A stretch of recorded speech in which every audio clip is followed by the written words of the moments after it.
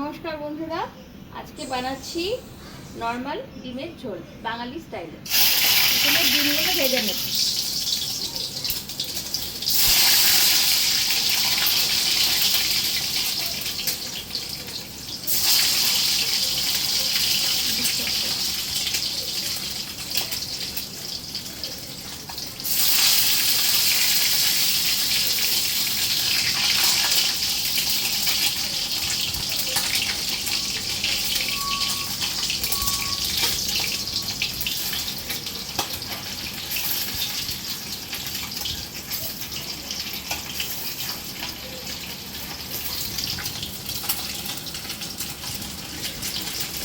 শুভ সকাল, আমি জয়িতা সিঙ্গাপুর থেকে। আজকে লাঞ্চে বানাচ্ছি ডিমের ঝোল। তো প্রথমে আজকে আমি পেঁয়াজটা একটু ভেজে নেব।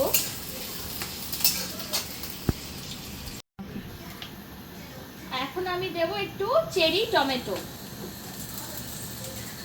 এটা দিয়েও আমি একটু ভেজে নেব পেঁয়াজের সাথে টমেটোটা, তাহলে নরম হয়ে যাবে।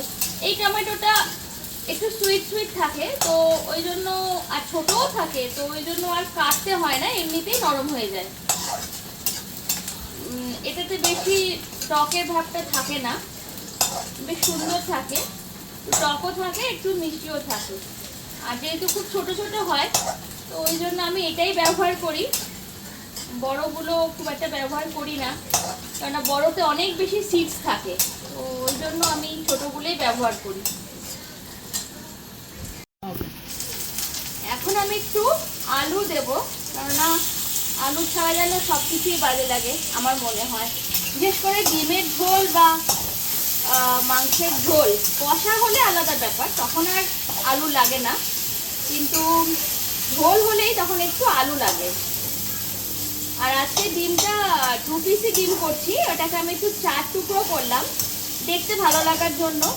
কারণ গোটা ডিম তো সবসময় দেখি বা ভালো লাগে বা খাই, ঠিক আছে, কিন্তু আজকে মনে হলো একটুখানি সেই ছোটবেলাকার মতো একটু আর্ধেক আর্ধেক এরকম টাইপের মা ঠাকুমা দিদিমারাও ছোটবেলায় করে দিত, যখন বাড়িতে অনেক মেম্বার থাকতো তখন এরকম আর্ধেক করে হতো। তো আজকে মনে হলো যে এই আর্ধেক করেই আজকে একটু খাবো, যাই হোক, তো ওই জন্য আজকে ডিমগুলো একটু আর্ধেক।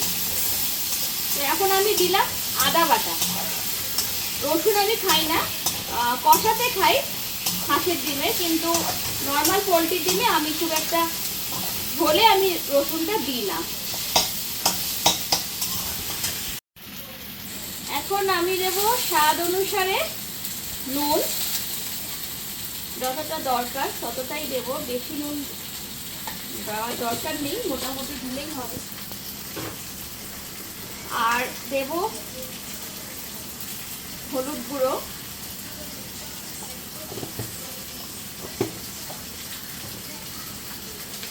আর টেস্টটা ব্যালেন্স করার জন্য এখানে আমি দেব হাফ চা চামচ মতো চিনি,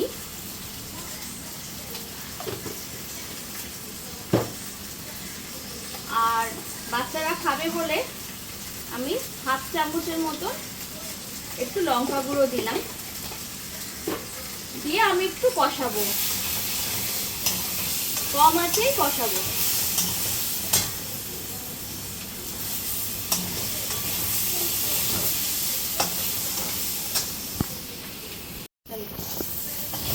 এখন মোটামুটি হয়ে গেছে, এখন আমি একটু জল দেবো।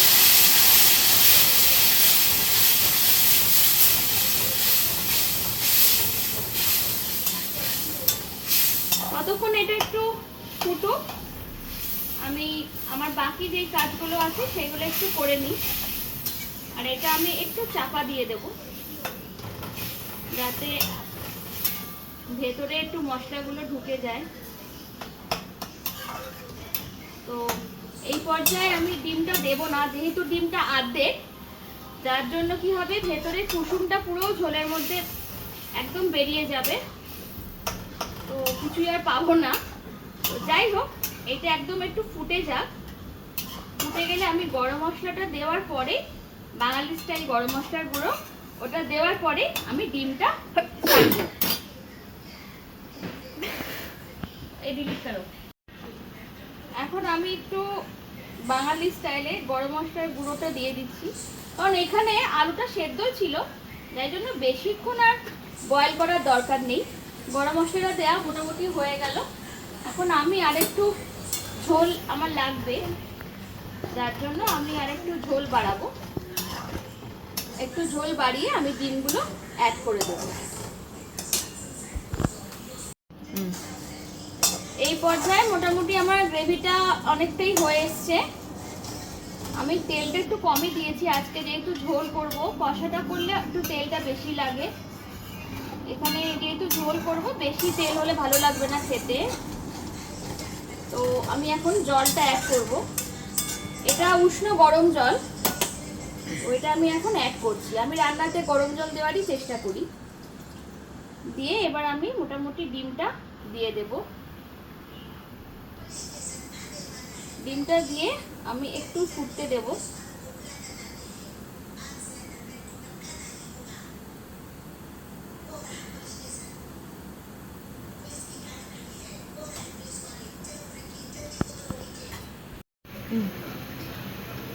এই পর্যায়ে আমার ডিমের ঝোলটা রেডি হয়ে গেছে। আর বেশি শোকাবো না, কারণ আমার ঝোলই লাগবে, আমি তোমাদের আগেই বললাম। তো যাই হোক, আমার রান্নাটা মোটামুটি হয়ে গেছে। এখন এটা আমি বলে ঢেলে নেব।